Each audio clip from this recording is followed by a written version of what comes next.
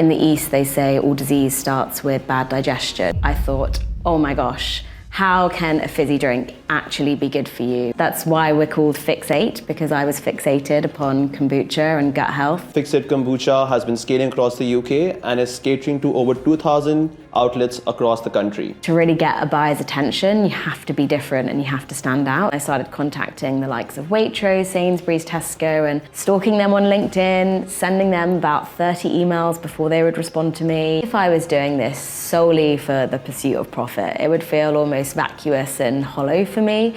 But actually, we have such a deeper mission and to help people on their health journey.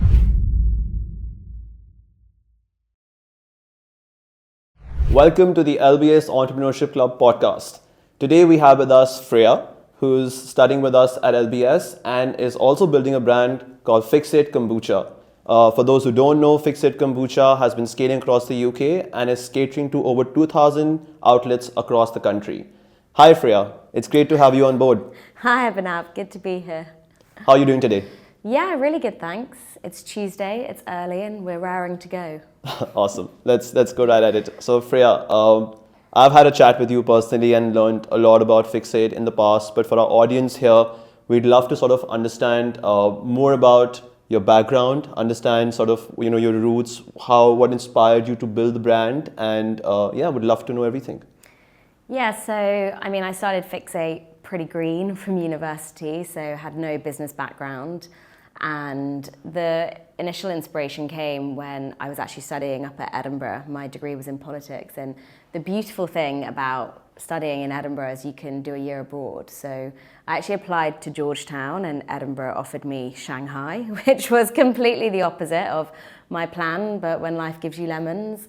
So I ended up living in China for a year, and I had a lot of time on my hands, and I took a course on Chinese medicine, and that's where I really learned about gut health and the microbiome. And in the East, they say all disease starts with bad digestion. So I became very, very inspired by this world of gut health. And I grew up drinking a lot of Diet Coke and a lot of fizzy drinks. And when my Chinese doctor brought me in some kombucha one day, I thought, oh my gosh, how can a fizzy drink actually be good for you? And even better, it feeds your microbiome. So I became pretty obsessed. That's why we're called Fix8, because I was fixated upon kombucha and gut health. And when I got back to Edinburgh for my final year at university, I couldn't find any kombucha in Scotland, no surprise. So started making it under my university desk, very uncool at the time, would read lots of books about fermentation. And that's, I suppose, where the initial fire started for my passion for gut health, kombucha, and ultimately starting the business. That's super interesting. How do you go from, feeling passionate about something, but then actually executing it? What was that ticking point once you found the inspiration, you found the fire, you're back, you're thinking about building, but then there's that aha moment that, no, I'm going to do this. What sort of led you to actually go ahead and build, and what was that like? Yeah, I think, I was really not sure what to do after university. I didn't feel compelled to go down the traditional corporate route, although I was entertaining those ideas. I'm one of four, and my three older siblings, they're at KPMG, Deloitte, and Barclays. So it was sort of quite done in my family to go down that route, and it just didn't light me up like thinking about doing something a bit more creative did. So I think for me, the defining moment is when you just can't stop thinking about it. And I would find myself writing an essay in the library and having these great ideas. And I would just keep lots of notes and almost like a dream board where I would come up with different ideas. And then you start researching and speaking to people. And I could see in America, kombucha was a huge billion-dollar industry. And got me thinking, why is nobody doing it over here? And if I could see the market already exists in one world, maybe I could bring that to the UK. So I think I saw a slight proof of concept over in the States, and then combined with my own passion and also distaste for that more conventional corporate career, I think there was just no other option. And I also suppose when you're young, you're very naive. And I think my naivety was really a superpower, because I couldn't see how hard it was going to be. I couldn't see the red tape.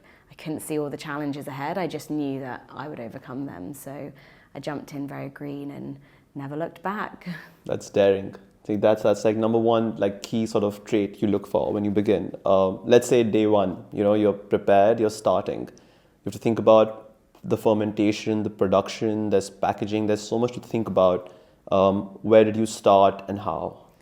Yeah, it's funny now. I suppose I've been doing it for about 8 years, and it was quite a slow process at the beginning, from developing the brand to the liquid to selling it into retailers. These things all take a lot of time. And at the beginning, you're kind of wearing all hats in the business. So I definitely reached out to people that inspired me in the industry, those that were already in the world of soft drinks. I traveled to America to really get under the skin of kombucha in the States and persuaded my mum to come with me to Portland, Oregon, which is the kombucha capital of the world. And I said, Mum, after this trip, you are done and dusted with me. You don't need to worry. I'm out on my own as an adult, but how about we have one last hurrah? So we went for some mother-daughter time to Portland, Oregon, and I just dragged her around every single kombucha brewery, and I would find people on Facebook that brewed kombucha. There was a kombucha influencer, and we met her for breakfast with her husband and son. So I just really put myself out there and turned every pebble to ask every question, and the whole time you're kind of information gathering. So by the time I got back to the UK, I was so inspired. I had way more knowledge about how to do this, and kombucha was almost like the craft beer model as well. So then back in the UK, I started speaking to craft beer brewers to see how we could actually create the product, and tapping up all resources, I suppose. Super exciting. I'm curious though, I wonder, market timing has always been like the number one sort of focus area for most entrepreneurs trying to start a business. You're back in the UK, you have an idea. From what I recall, back in 2016, 2017, UK is just, sort of still in the Diet Coke era. There's not many alternatives available. How do you sort of fight that notion of, no, the market timing is right? So what was your sort of thesis that it could work in the UK? Yeah, I mean, truthfully, it was such a risk. It was actually, I remember the cold pressed juice era at the time. There were all these juice bars popping up in Soho, and you were starting to get a sense of this wellness culture coming over from LA or Australia. And I think I always looked for that as opposed to looking at the Diet Coke cult, I suppose. But for me, it was a risk. I just, as a consumer, really loved the drink. I knew in 10 years' time, people weren't going to be wanting more unhealthy beverages. The world is only going in one direction. So, I'd love to say it was more strategic, but actually I just felt so inspired from a personal consumption point of view.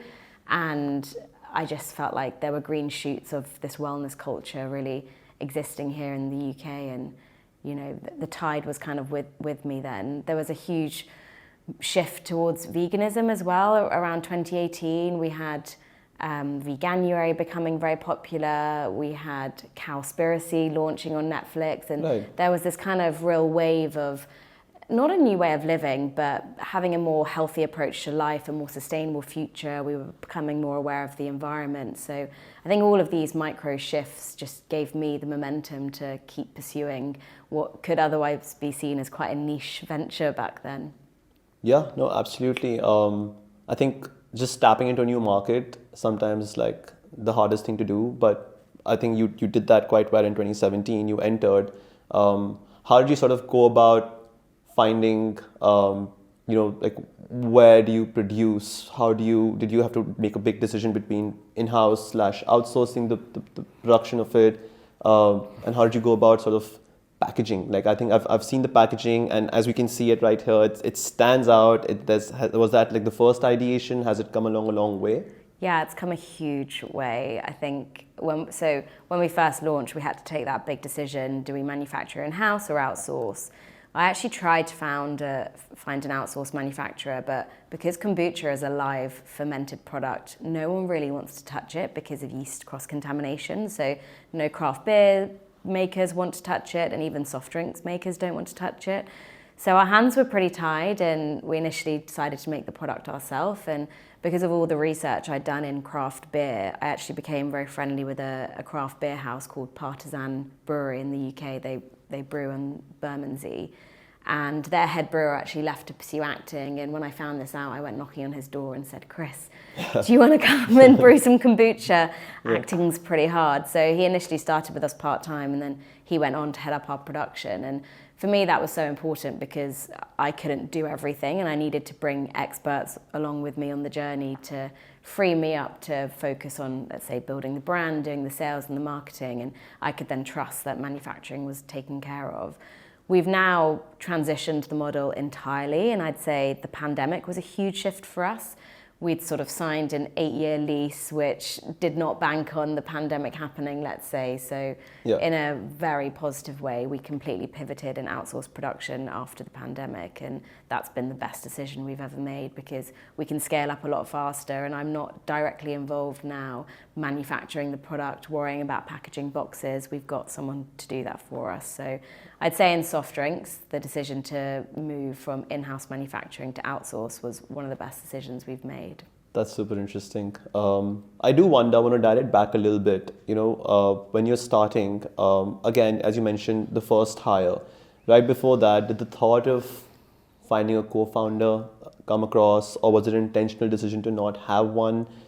Because I feel like mostly when entrepreneurs start, that's the biggest thing to sort of figure out. Like, how do we build this alone? Is this going to be a solo journey, or do you find a partner? Yeah, so I actually did start the business with a partner, and although we've gone separate ways now, very amicable.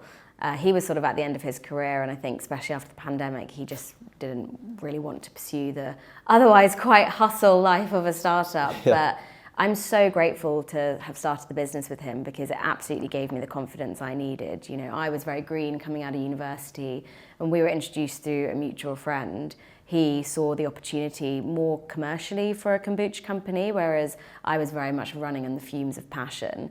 And I think that combination of some commercial acumen and then the brand and the passion and the story, we sort of came together, and it was a really brilliant partnership. And it was really great for the first chapter of the business. And I really think that people come into your life for a reason, a season, or a lifetime. And I think he was definitely a reason, and it gave me that initial confidence to start. And I'm sort of very grateful that we did do it together. Now he's no longer involved in the business, but it was important for me to start it with someone. Interesting.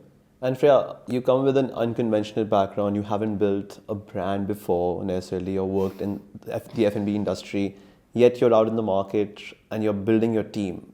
Going from 0 to 1 and building a team is considered extremely challenging.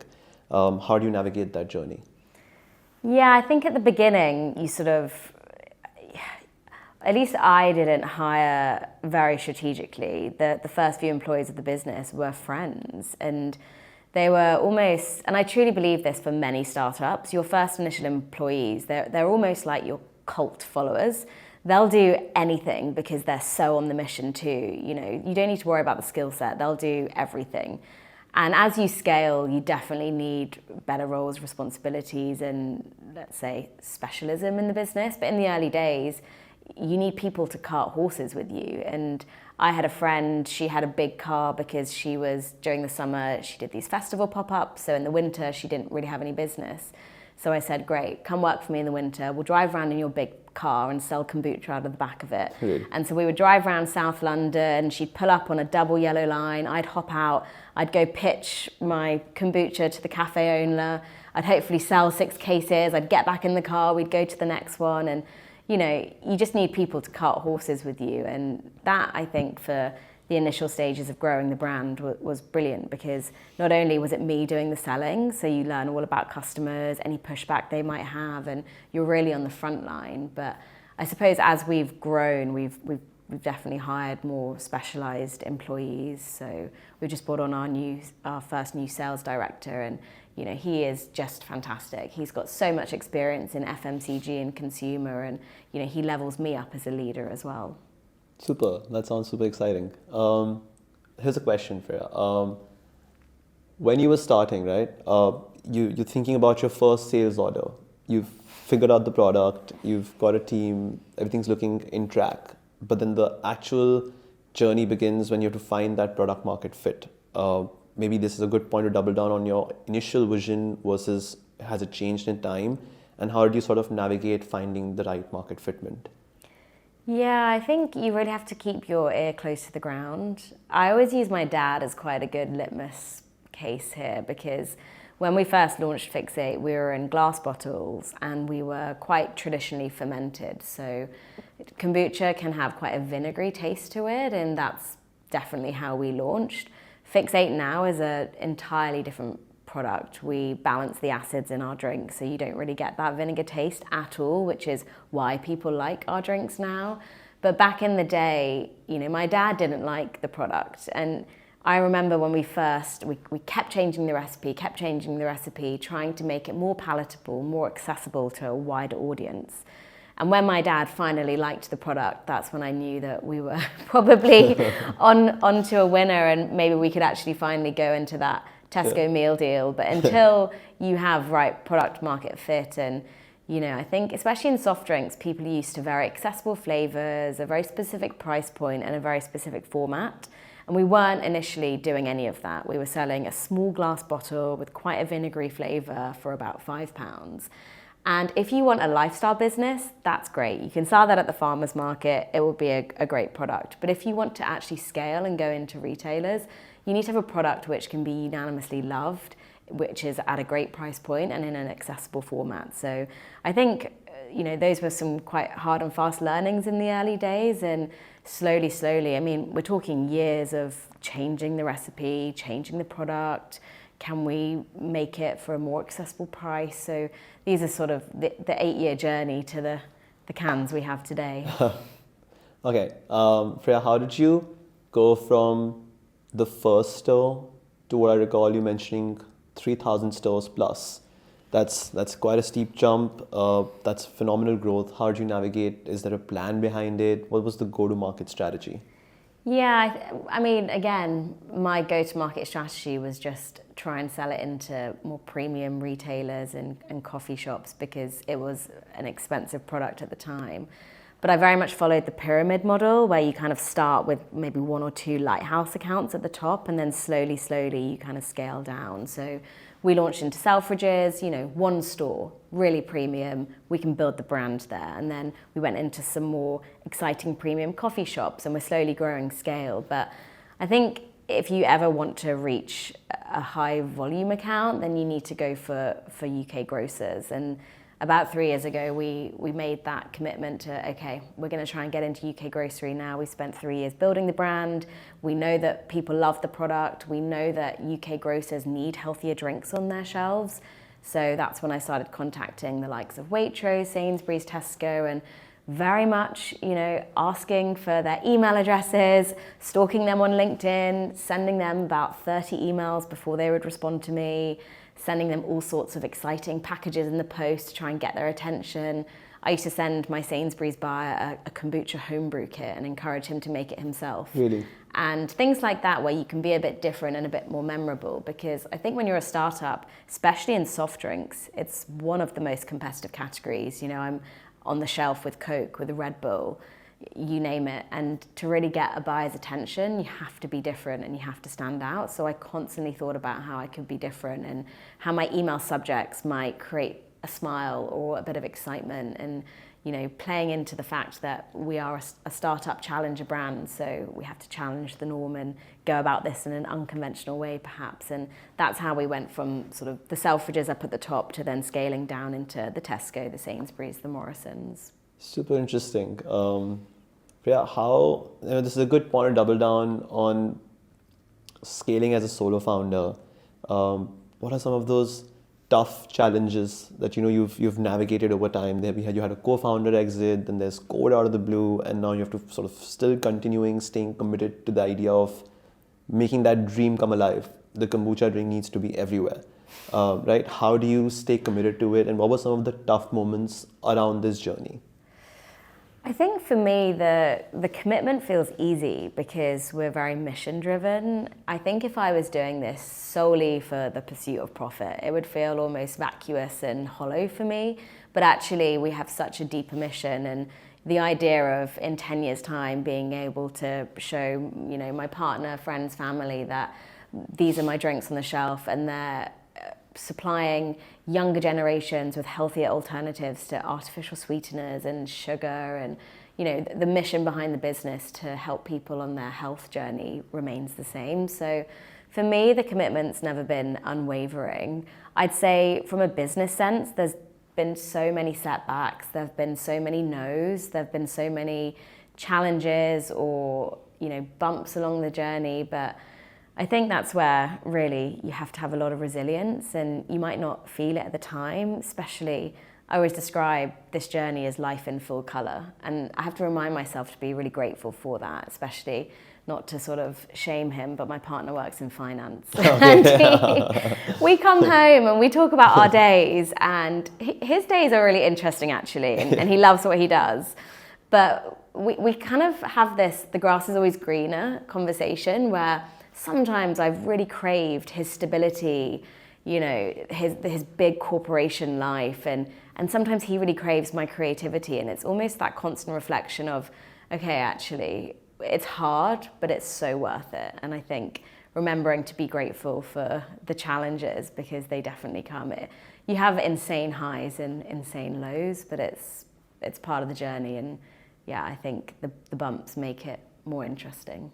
Super interesting. I think, being mission driven sort of helped you stay committed in the lows, because those are the times where most founders just want to sort of, think about not continuing, but you have, which has been fantastic. Yeah, I'd also say for me, it's been really important to create a network around me of other founders. So where you don't really have anyone, when you've got colleagues, there's no one really on your level who feels that weight on their shoulder quite like the founder does sometimes. And for me, having a great network of other founders to, have chats with and just to share in the chaos of it all, but also to share in the excitement of it all. And some of my most inspiring conversations have been when I've gone for a glass of wine with another founder, and it's almost like founder therapy, and you can just talk about everything. Right. It's so fulfilling, because otherwise it is quite a lonely journey.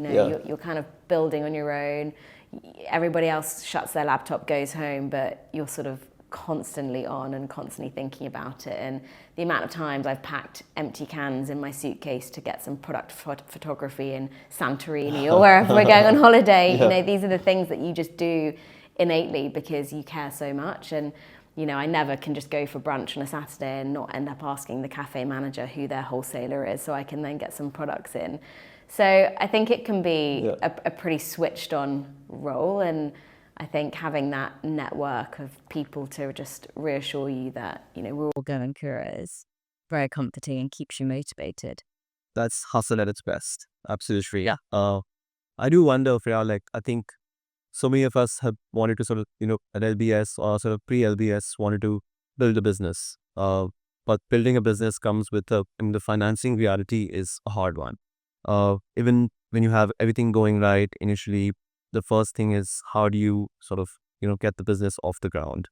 Need the dollars to kick in, and, you've navigated that quite well in the past 8 years. But what was it when you started? Did you consider any sort of external financing options? Would love to know about that. Yeah, definitely. So in the UK, we have something called SCIS and EIS, which is a government scheme to basically give tax breaks to high net worths who might want to then invest in your business. So it's a really great way for initially startups to get some early capital into the business, because the tax breaks are so attractive to more high net worths.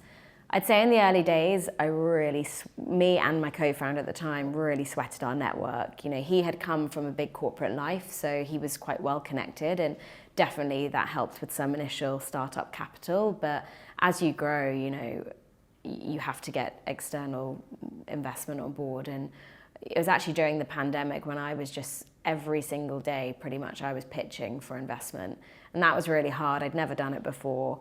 And oh my gosh, when you're like 24 and you're just pitching on Zoom for investment for a business which is loss-making during a pandemic, it's kind of the perfect storm. But God, it taught me so much. And we brought on some great people along that journey. And my main shareholders now, they actually come from a tea background, so they really understand the world of retail, of food and consumer. And that's been such a blessing, because having investors on board which understand your space and can be value add has been really, really helpful for us as a business. And they've definitely helped me steer the ship. But actually, you know, they're constant growing pains. I mean, next year we'll probably go out for another funding round, which we're kind of just gearing up for now, and that will be the biggest we've ever done. So I'm nervous and excited about that. Yeah. But yeah, I think the capital requirements are very real for definitely a soft drinks business where your working capital is always very stretched. Absolutely. I was wondering, in the F&B industry, the margins are normally thin. I could be wrong. Would love to know more about sort of how do you sort of convince the investor externally to believe in the fact that, you know, this new idea in the UK can take off, because it has done so in the external markets. Super curious to know that conviction journey. What's the selling point when you're speaking to an investor? And how many no's you have to hear along the journey to hear the first yes? Yeah, I mean, it depends on what kind of business you're building. If you're building for an exit, or if you're building for quite a comfortable business that, you know, can pay you dividends and you can keep running, pass on to future generations. I think in the UK, we have quite a lively M&A market at the moment. So there's definitely some transactions going through with smaller startups being acquired by bigger businesses. For example, Unilever has just acquired Wild, the more sustainable deodorant. Yes. And I think we definitely see in the soft drinks industry, there's big conglomerates out there. They're all making very unhealthy fizzy beverages. And I think at the future point, they will need some healthier brands in their portfolio.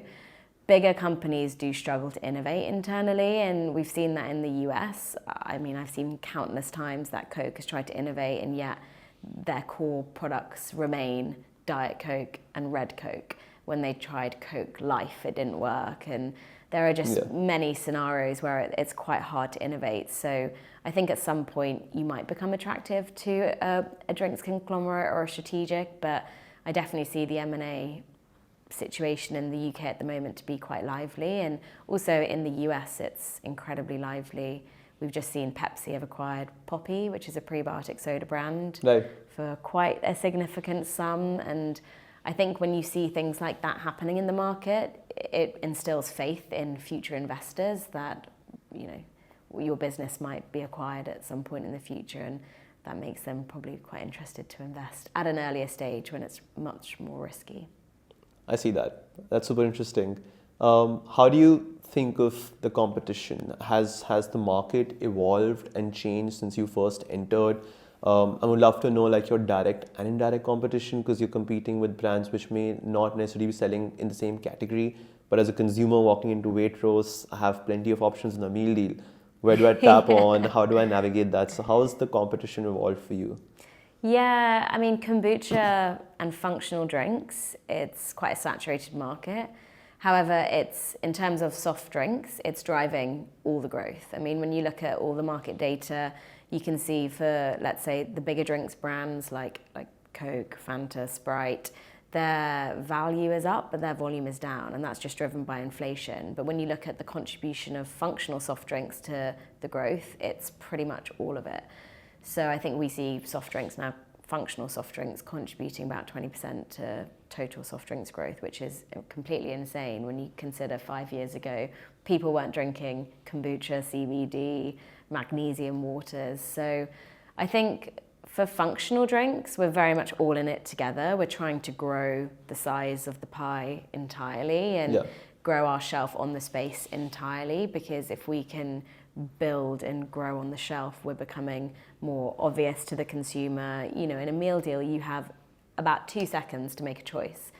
And how can you position your product as something that they want to buy? But I'd say kombucha, it's busy, but for us, we try and focus on 3 key things: taste, health, and brand. So we're told a lot of the time that we're an actually tasty kombucha, which is amazing, because a lot of people have tried kombucha before and they think they don't like the taste. Whereas Fix8, we are very accessible in our taste, and we've won lots of awards. We're the kombucha of choice for the Connaught Bar in London, which it has at some point been voted the world's best bar. And, you know, that's mixologists choosing what to put on their menu. It's not necessarily consumers. And mixologists are firmly focused on flavour and taste.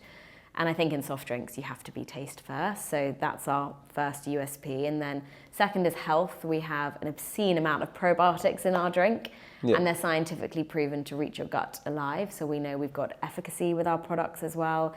And then the third is brand. You know, in this day and age, you have to be a sexy brand if you're going to stand out on shelf. And we really focus on being an exciting, vibrant, fun brand, which makes consumers feel alive. So hopefully within that we'll remain pretty relevant.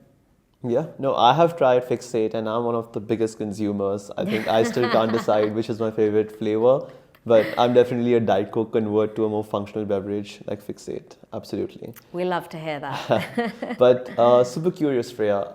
It's been 8 years of building. You have a vision in mind. You want to scale the business further. But what's your sort of long-term vision with Fix8? How do you see yourself proceed further? What's the plan?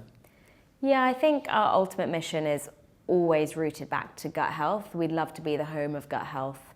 Whether we expand into other formats beyond drinks is sort of remains to be unseen, but we've got a lot of innovation coming through at the moment. We've started with kombucha. We've just launched a water cafe, which will be live in Waitrose stores from tomorrow.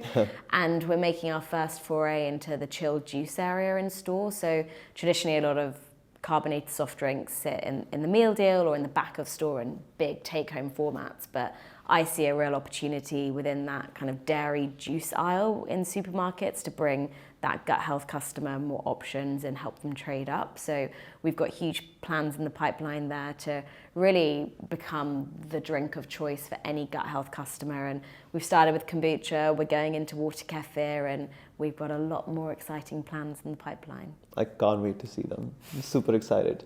So no, that's been wonderful. I want to know more about you being at LBS currently. You're managing a business like Fix8. It's intensive, it's execution heavy. You have a team working across, and you're also managing the MBA at LBS. How's that been for you? I know it's just been 3 months of coming into LBS, but managing the two at the same time. How do you navigate that? Yeah, it's so full on, but honestly, I wouldn't have it any other way. I love sitting in class on the MBA, and everything we're learning, I am just directly applying that back to my business, or I'm fizzing with ideas, I'm texting the team like, we've got to try this. And I think vice versa. For me, doing the MBA was a real kind of, it was something for me, and I think my team are so supportive of that. You know, since I've started the business, we've almost been joined at the hip.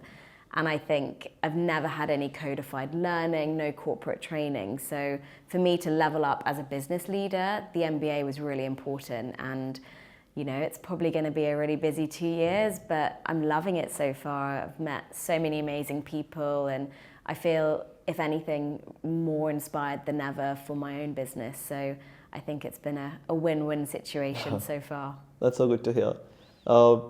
I've actually had so many interactions with LBS folks since the last 3 months, and there are so many aspirational founders who want to like build a business, who want to sort of follow the track that you did and made that sort of hard decision to just, execute and start. What would your advice be for aspirational London Business School founders who want to build a business like yours? I would say, firstly, make sure it's something you're really passionate about, because when times get tough, you really need that sticking power.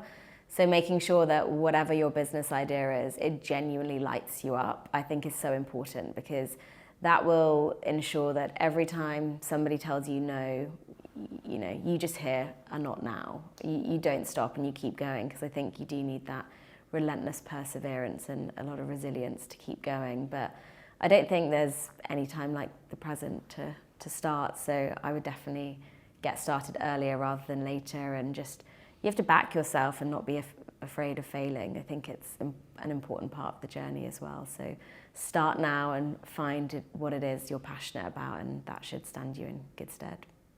So that sounds like advice that I need to take to start my own thing someday, but that's been fantastic. I think I would just sort of close by saying that it's been fantastic having you here and learning about Fix8, your journey, your plans, and we're all at LBS super excited for your journey.